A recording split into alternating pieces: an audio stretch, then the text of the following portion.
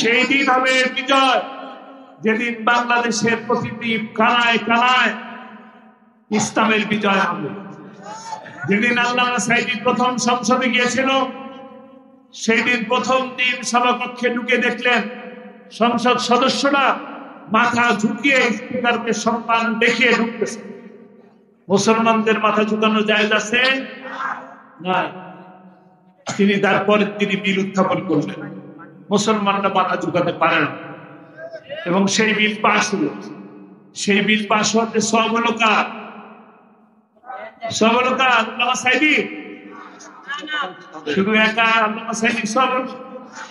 যে পিরোজপুরের মানুষরা তাকে ভোট দিয়েছিল, যে সমস্ত মানুষরা তাকে ভালোবেসেছিল, যে সমস্ত মানুষরা তারা অর্থ দিয়ে সহযোগিতা করেছিল, যে সমস্ত মানুষরা শ্রম দিয়েছিল, যারা বুদ্ধি দিয়েছিল, তাদের প্রত্যেকেরই এই সব হয়েছে।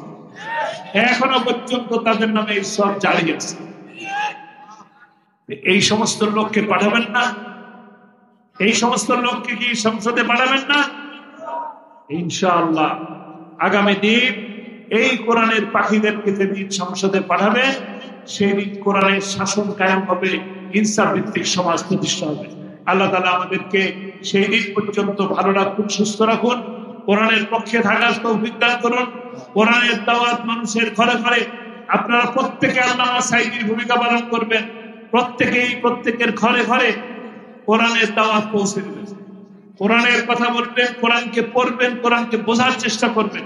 আল্লাহ তাআলা আমাদেরকে তৌফিক দান করুন। আমা তৌফিক ইল্লা বিল্লাহ। আসসালামু আলাইকুম ওয়া রাহমাতুল্লাহ। হ্যাঁ ভাই, আপনারা বসেন, 2-4 মিনিটের জন্য একটা ছোট্ট মোনাজাত হবে, মোনাজাত করে আপনারা বিদায় নেবেন।